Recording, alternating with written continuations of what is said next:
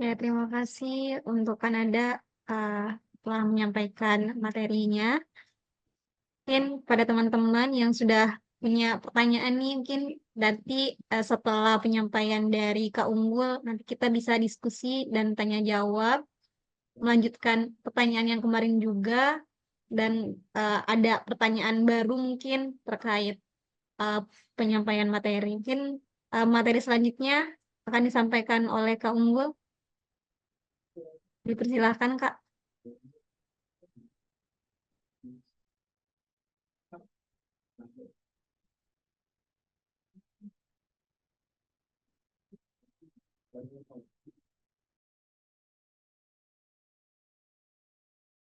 Oke, terima kasih.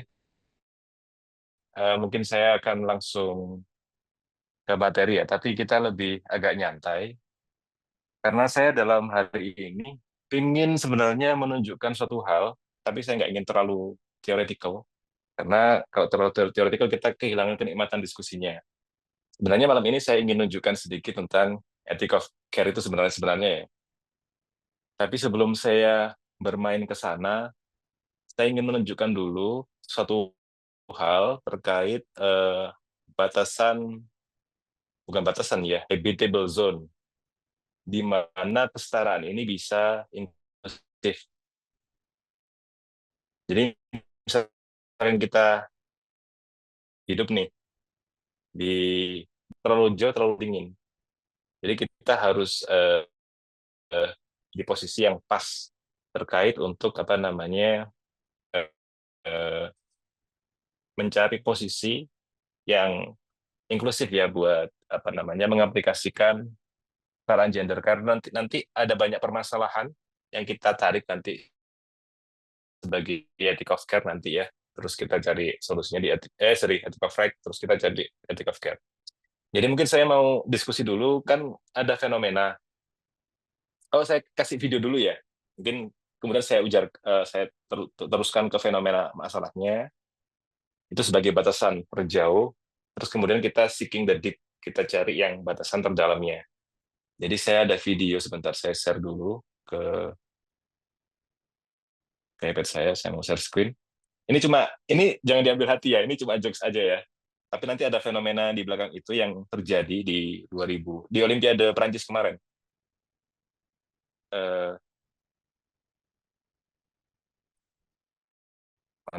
ini bisa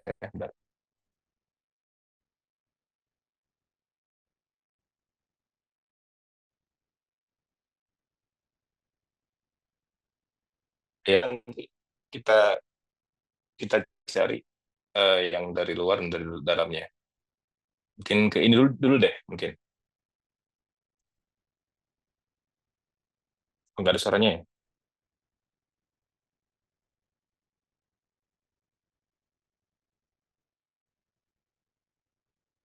Sorry, ini ada suaranya nggak sih? Yang di sini? Oh ini. Ini ya, coba ya, ntar ya. My God. Captain, the lifeboats are ready to go. Should we load the women and children first? Sorry. Sorry. My God. Captain, the lifeboats are ready to go. Should we load the women and children first? No, men and children first. Excuse me, sir? It's 2022, Private. A woman can handle a sinking ship just as well as a man can. And if you don't think so, you're a misogynistic asshole stuck in 2008. Yes, sir. Ladies and gentlemen, for the time being, I am requiring men and children only. Are you kidding me? It's 2022. This is what you wanted. You wanted to be treated equal to men? Well, this is how men are treated. Like No, we don't. We just say that half the time. We don't actually believe in it. Yeah, we do. Come on, we're just as capable as men are. Shut up! I identify as a man. Jack, do you think I could open the door? It's 2022, Rose. I wouldn't want to imply that you can't handle the ice cold water the same way a man could. I think I'm dying, Jack. I love 2022.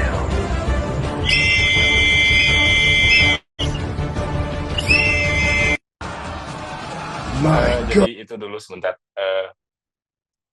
Sorry.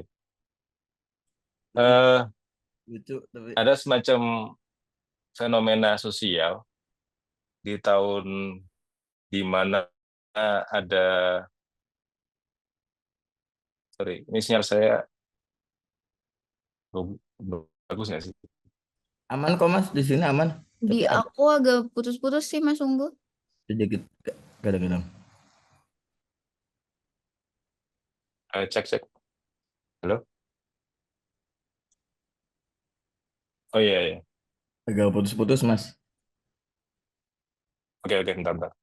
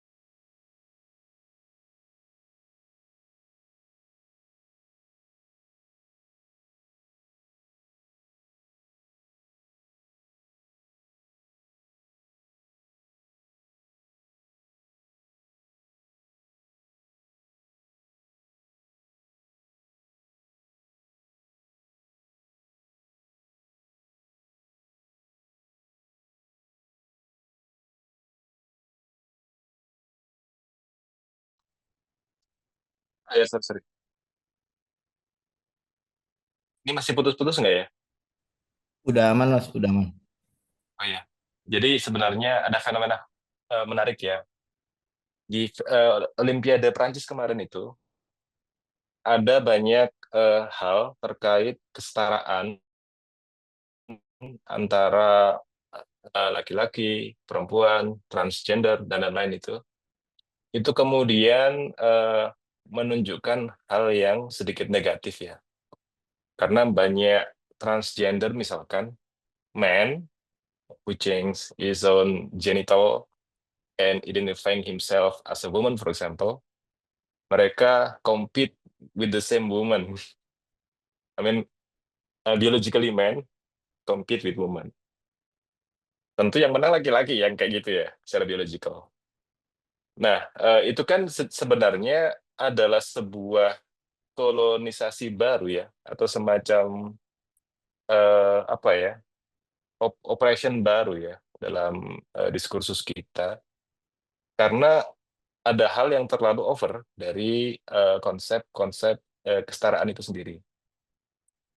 Nah, melihat hal itu tentu kita harus menjaga di mana kesetaraan itu tetap inklusif, mempertahankan inklusivitasnya masing-masing pada setiap jenis kelamin yang ada itu ya. Karena memang secara biologikal memang ada batasan masing-masing ya. Laki-laki kalau melihat sesuatu nggak bisa banyak tuh. Perempuan melihat ke sana yang sana kelihatan, laki-laki nggak bisa tuh. Begitu juga kepada apa namanya hal lain ya. Laki-laki misal punya massa otot penuh, perempuan 2/3 macam-macam. Nah, adanya semacam dorongan misalkan laki-laki harus setara terhadap perempuan di semua aspek misalkan. Itu kadang jadi ladang eksploitasi bagi company untuk mendapatkan pekerja murah. Itu sering terjadi. Misalkan kayak pekerjaan-pekerjaan perempuan punya martabat lebih dari itu sih. Nah, karena ada unsur kesetaraan ini, sehingga mereka bisa mengeksploitasi perempuan, bahkan mungkin anak-anak, supaya bekerja di posisi-posisi yang seperti itu dengan upah yang murah. Nah, itu kan sebuah eksploitasi baru ya. Tentu yang kita akan coba hindari sebenarnya dalam hal ini. Nah, itu apa batasan luarnya. Tapi coba kita lebih jalan ke dalam. Mungkin sekarang kita merasakan viral ya terkait pemangkasan anggaran ya, pemangkasan anggaran. Ini ada satu video menarik. Nanti saya nyoba elaborasi lebih dalam. Saya share dulu ke sini. Sorry, gimana ya? Oh ini. Sebentar. Ini fenomena kita hari ini ya. Kita nggak boleh diam juga masalah ini.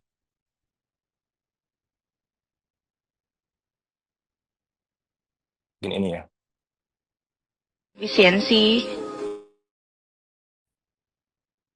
anggaran, Bapak, kita tahu bahwa efisiensi anggaran yang Bapak lakukan saat ini yaitu untuk menunjang agar program-program Bapak bisa berjalan dengan baik. Seperti makan gratis untuk anak-anak.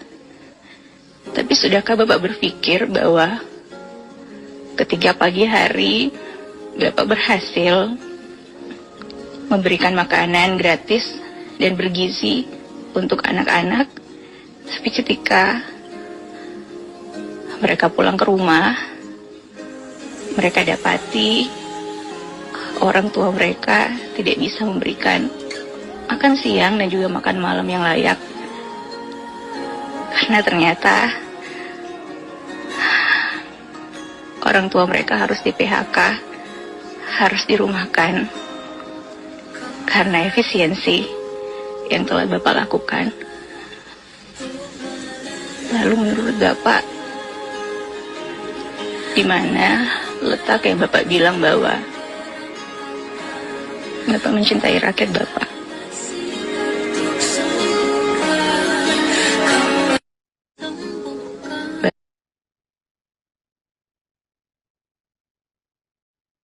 Oke, itu tadi video yang kedua. Di situ saya ingin mengatakan sih bahwa sebenarnya ketidakadilan, ya, ketidakadilan itu yang pertama kali merasakan adalah perempuan.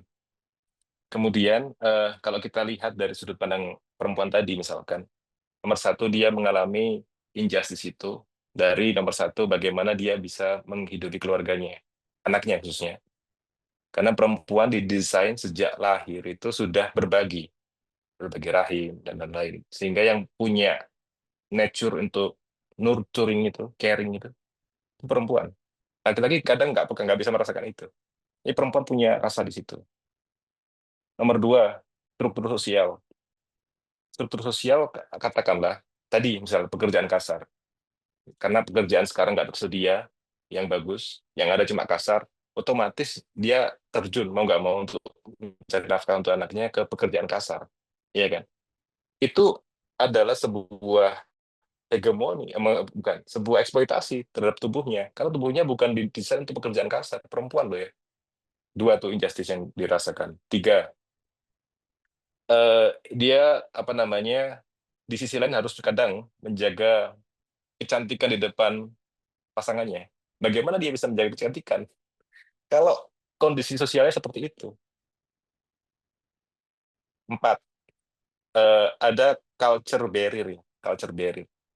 Culture barrier itu, misal perempuan yang overwork misalkan, pulang malam misalkan, itu kan sudah distigmatisasi seperti apa dibanding pria yang pulang malam ya. Dan lain-lain. Jadi yang dirasakan injustice perempuan itu lebih banyak daripada laki-laki dalam poin ini. Nah, saya sebenarnya ingin mengatakan gini. Kita bebas ya memilih untuk menjadi apa. Tapi untuk menjadi misalkan seorang feminis atau orang yang punya concern di isu gender, itu sebenarnya bukan didasari apa-apa, tapi didasari oleh panggilan etis, oleh panggilan peradaban. Karena kita ingin membuat sebuah konstruksi sosial yang baru, menambah jumlah keadilan baru, mengurangi injustice yang dirasakan perempuan dalam konteks yang baru. Itu kira-kira panggilan kita harus ada di sana. Nah, panggilan itu tentu kita harus melakukan sharing of interest. Jadi yang laki-laki harus mau tidak mau menurunkan egonya untuk mengurangi hak yang dia dapatkan, misal waris ya macam-macam itu ya.